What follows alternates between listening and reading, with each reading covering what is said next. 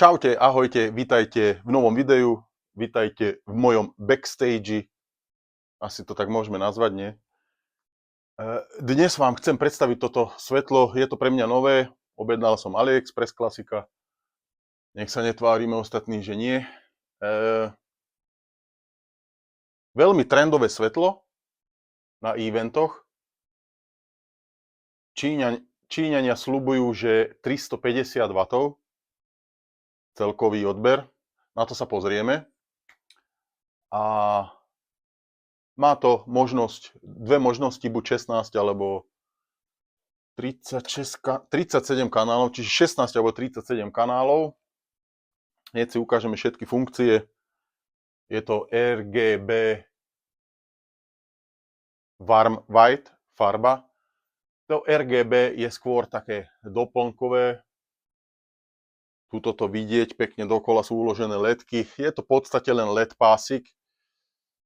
Čo keď som rozbalil, som ostal z toho taký, že fíha, ale akože je to pekne spravené ináč. Je tam pekne odrázka hliníková. Vyzerá to, myslím si, že celkom fajn. Na eventy to bude, si myslím, pecka. Je to trendové, myslím si, že toto svetlo teraz. Takže s týmto som sa pripravil na rok 2026, čo je ako ďalšia novinka u mňa. A budem rádi na kolegovia alebo nadšenci tohto kanálu alebo tejto tematiky. Kľudne sa pýtajte, môžeme začať nejakú tú diskusiu dole v komentoch, takže kľudne sa pýtajte, ak na niečo sa chcete opýtať. Rád vám odpoviem, ak budem vedieť, samozrejme. A k tomu svetlu by som povedal asi toľko, že je tam možnosť zvoliť si dve možnosti, čo je buď 16 alebo 37 kanálov. Samozrejme mám zvolenú 37 kanálovú verziu. Je tam autokolor, prelínanie farieb a tak. Potom je tam audio, to ide asi na zvuk, ale zvýšená je citlivosť. Či lepšie povedané, to bolo auto a potom je sound mode. Čiže úplne štandard, klasika. Ja to mám riadené cez DMX ako úplne všetko. Inak v pozadí môžete vidieť moje otočné hlavy. Nie sú pokazené, len si ich čistím. Raz, maximálne dvakrát do roka ich vyfúknem, vyčistím optiky a podobne, čo odporúčam aj všetkým robiť, keď používate tieto hlavy viac menej každý víkend ako ja. Bo samozrejme od toho to záleží, koľko to používaš a kde to uskladňuješ, ako to používaš. Dobre, poďme k téme. Z AliExpressu objednané, veľmi pekná dizajnová vec. Dizajnové osvetlenie. Samozrejme je to bez stojanu dodávané. Ovládam to cez MyDMX Go. V predošlom videu, ak si ho nevidel, klikni si, je nový upgrade na MyDMX Light Rider aplikáciu v podstate. MyDMX je prevodník.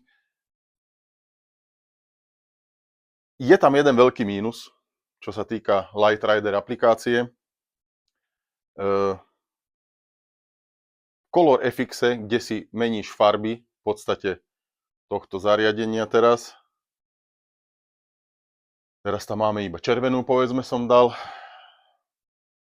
Tak tam nie je tam warm white. Keď dáš white, nerozsvieti sa warm white, čiže toto nemajú vychytané. Dúfam, že ďalším upgradeom by to mohlo byť, ale dúfam, že aj vychádzajú častejšie tie upgrady, keďže upgrady Light Rider nevydáva nejak často, čo mu nerozumiem, lebo ja si myslím, že vo svete toto má pomerne veľa užívateľov, aj keď je veľká konkurencia, ale mohli by to častejšie robiť. Dobre, takže máme teraz fixnú, povedzme, červenú farbu, vieš si to zmeniť na zelenú, veľmi príjemné, dekoračné, nie je silné to svetlo. Takáto zelená, potom povedzme modrú si môžete dať, takúto jemnú modručku, potom sítú modrú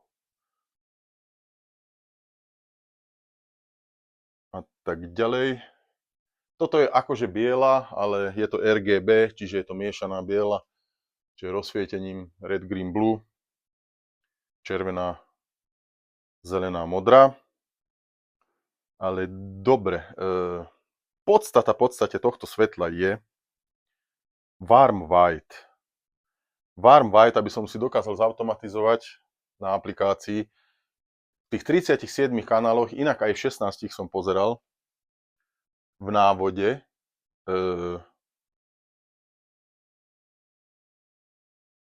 výrobca pridal funkciu ako keby nejakého automatu alebo automatickej funkcie.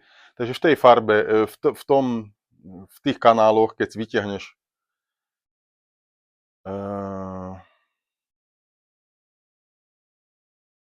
automatizáciu, tak môže ti to takto preblikávať automaticky, čo ja si myslím, že je úplne postačujúce.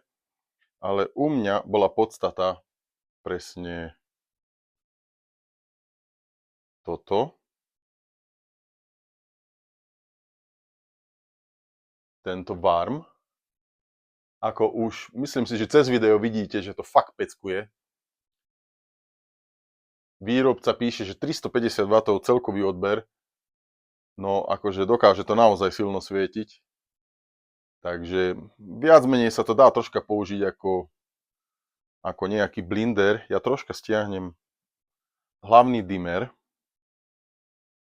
Nech to vieme lepšie ukázať, aké funkcie tam sú toho automatu.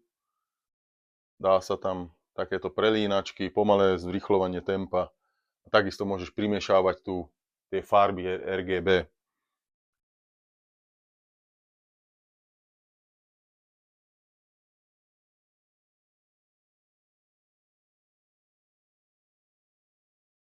Tá warm white je podľa mňa stále trendovejšia. Myslím si, že veľmi pekná. Dokáže to takto pekne preblikávať.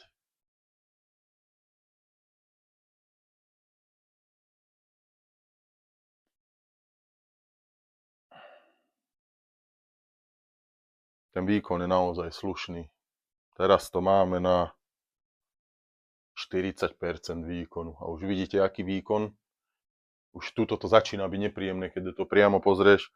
A na plný výkon to je akože fakt už pecka. Inak to samotné zariadenie, ak prišlo od dodávateľa, tak bolo naozaj veľmi pekne, kvalitne zabalené. To prevedenie naozaj, akože by som povedal, za tie peniaze vychádza to okolo 150-60 eur kus. Je to naozaj kvalitne spracované. Je to celé kovové alebo hliníkové by som skôr. Toto je asi kov, ale mám pocit, že toto je hliník. Toto bude asi plech. Celkom pekne aj nastriekané. Takže fakt to dobre funguje. Pekne má to powerconové napájanie, čiže má to powerconový vstup, výstup a klasika DMX in, DMX out, trojkolíkový XLR. Ja som to inak dal cez takéto smart zariadenie, aby sme si zmerali celkovú spotrebu tohto zariadenia. A som naozaj zvedavý, čo mi ukáže aplikácia. Poďme sa na to pozrieť. Takže pozrime sa na to. Je to rozsvietené na 100% dimmer, warm white, aj všetky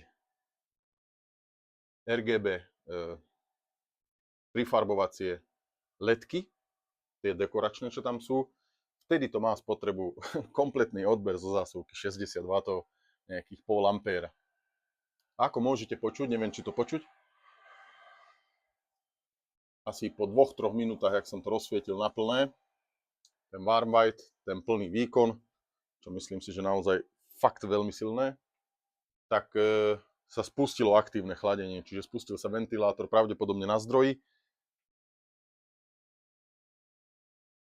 Takže asi toľko to k tomu svetlu. Mne sa to páči. Potom vám spravím niekedy z akcie nejaké to videjko, ako to vyzerá v inštalácii kompletnej. Ďakujem, že ste si pozreli toto video. Dúfam, že sa vidíme na budúce a kľudne začnite diskusiu v komentároch. Budem naozaj rád, nech sa troška tento kanál pohne. Kľudne sa pýtajte, ak vám niekomu môžem poradiť alebo čokoľvek, môžeme začať diskusiu o čomkoľvek, čo sa týka eventov alebo eventového zabezpečenia. Mám pre vás pripravené ďalšie zaujímavé video, čo skoro vyjde. Myslím si, že to bude fakt tiež zaujímavé a vidíme sa na budúce. Čaute.